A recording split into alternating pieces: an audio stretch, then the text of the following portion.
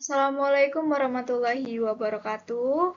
Yang terhormat kepada Bapak Dr. Mawardi, SSI MPD, selaku dosen mata kuliah penelitian tindakan kelas atau disebut PTK, dan saya sekarang ingin memaparkan materi tentang peningkatan hasil belajar PKN melalui metode Information Search pada siswa kelas 4 di SDN Karangtengah 3 Kota Tangerang. Selanjutnya, saya ingin memperkenalkan diri terlebih dahulu. Perkenalkan, nama saya Dea Nur Aulia, NIM 2186-20669, dari Universitas Muhammadiyah Tangerang, kelas 7B reguler, Prodi Pendidikan Guru Sekolah Dasar atau disebut PGSD. Selanjutnya, di sini ada bab 1 pendahuluan. Latar belakang, mata pelajaran PKN memfokuskan pada pembentukan warga negara yang memahami dan mampu melaksanakan hak-hak dan kewajiban untuk menjadi warga negara Indonesia yang cerdas, terampil, dan berkarakter yang diamatkan oleh Pancasila dan Undang-Undang Dasar 1945. Guru perlu merancang strategi pembelajaran PKN yang baik dan tepat bagi siswa, dengan tujuan siswa dapat memahami apa yang akan disampaikan oleh guru.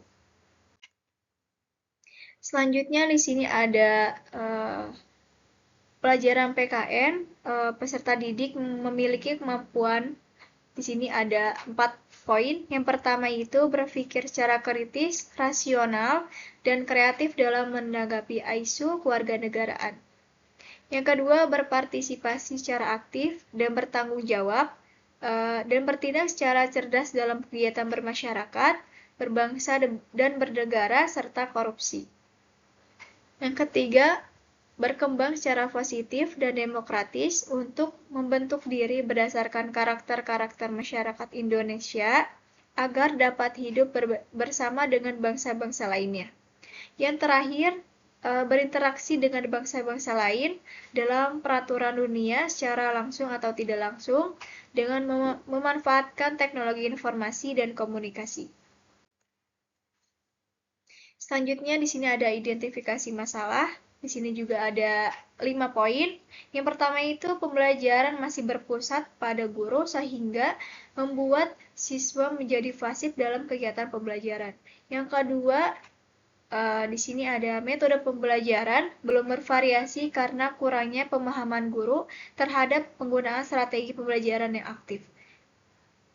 Selanjutnya ada kegiatan pembelajaran terkesan, monoton yang mengarah pada informasi yang disampaikan oleh guru. Yang keempat, pendayagunaan sumber belajar yang tidak optimal untuk menyampaikan materi pelajaran yang cukup luas. Yang terakhir, rendahnya hasil belajar pada mata pelajaran PKN sehingga siswa sulit dalam mencapai tujuan belajar atau kompetensi yang harus dicapainya. Dan di sini ada 2 poin pembatasan masalah. Yang pertama itu penerapan metode information search pada mata pelajaran PKN. Materinya globalisasi di kelas 4 SD Negeri Karangtengah 3 Kota Tangerang. Yang kedua, peningkatan hasil belajar PKN di kelas 4 SD Negeri Karangtengah 3 Kota Tangerang melalui metode information search. Dan di sini juga sama, perumusan masalahnya juga ada 2. Poin pertama itu bagaimana efektivitas penerapan metode information search pada mata pelajaran PKN, materi globalisasi di kelas 4 SD Negeri Karangtengah 3 Kota Tangerang. Poin kedua, bagaimana upaya meningkatkan hasil belajar PKN di kelas 4 SD Negeri Karangtengah 3 Kota Tangerang.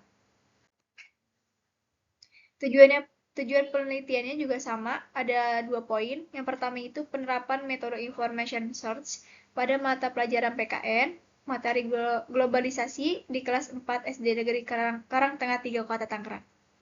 Poin kedua, meningkatkan hasil belajar PKN di kelas 4 SD Negeri Karangtengah 3 Kota Tangerang. Di sini juga ada manfaat penelitiannya, ada 3 poin. Yang pertama itu bagi siswa, yang kedua bagi guru, yang ketiga bagi sekolah. Jadi bagi siswa ini ada 2 poin. Yang pertama itu menumbuhkan motivasi siswa dalam proses belajar. Yang kedua, meningkatkan hasil belajar siswa baik kognitif maupun efektif. Selanjutnya ada poin guru. Bagi guru yang pertama itu mengetahui strategi pembelajaran yang bervariasi untuk memperbaiki dan meningkatkan pembelajaran PKN dalam materi globalisasi. Poin kedua, menambahkan pengetahuan guru dalam memperoleh sumber pembelajaran PKN dalam materi globalisasi. Selanjutnya ada poin bagi sekolah. Kepala sekolah dapat membuat program pelatihan untuk guru dalam meningkatkan kemampuan menggunakan metode pembelajaran. Selanjutnya, bab 2, landasan teori dan kerangka berpikir. Tujuan hasil belajar PKN A. Belajar.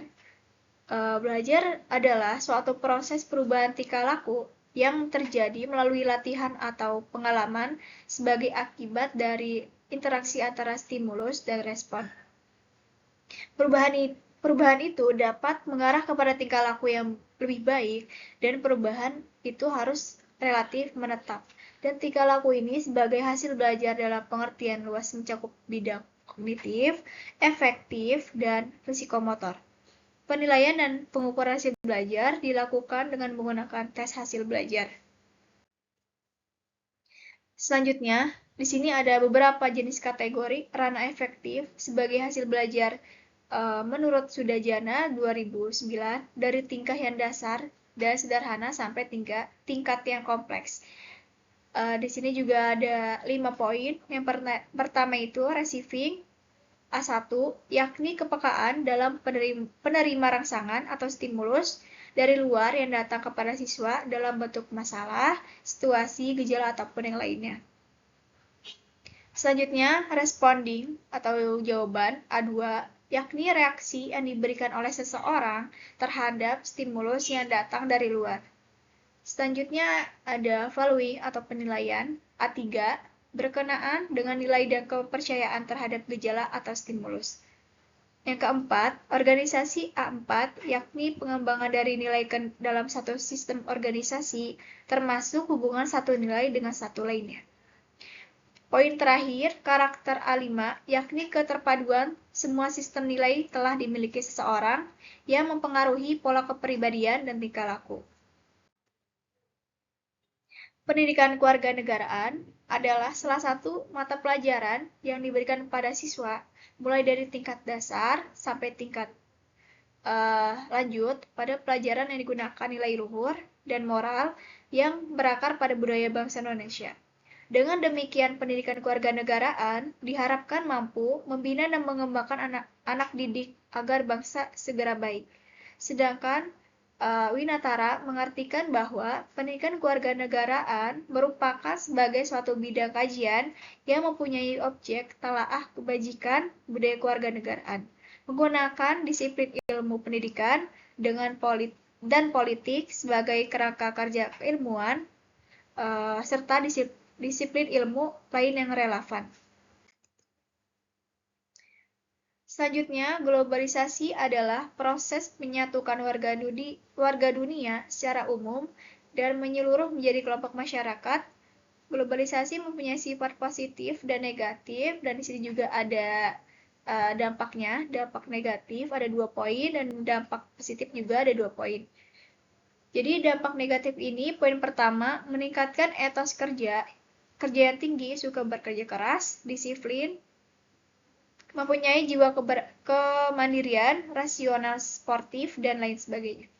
Poin kedua, kemajuan teknologi komunikasi, informasi, dan transportasi yang memudahkan kehidupan manusia.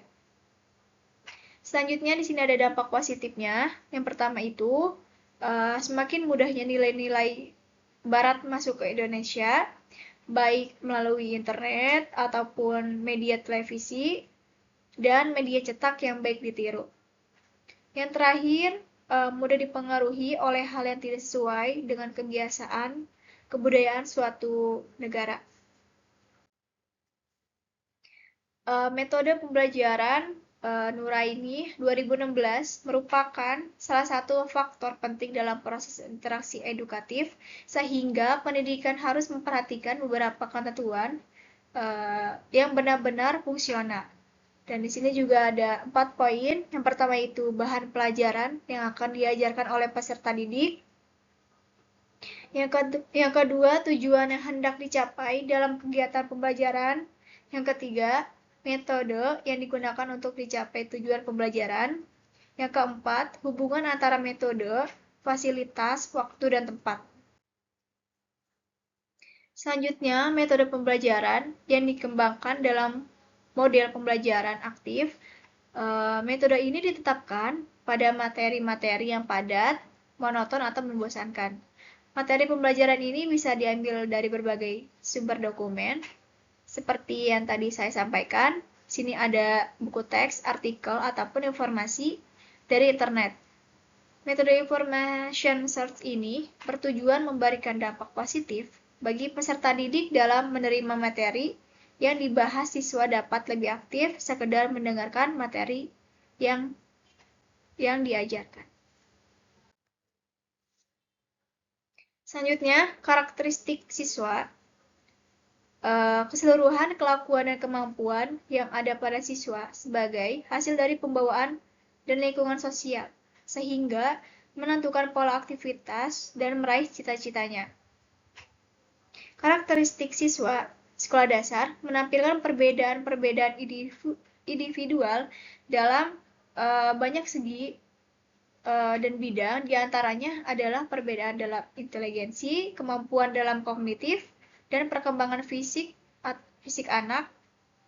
Terus siswa kelas 4 ini sekolah dasar berada pada rentang usia 9 tahun sampai 10 tahun, termasuk dalam tahap perkembangan operasional konkret yang aktivitasnya difokuskan pada objek-objek dan peristiwa nyata.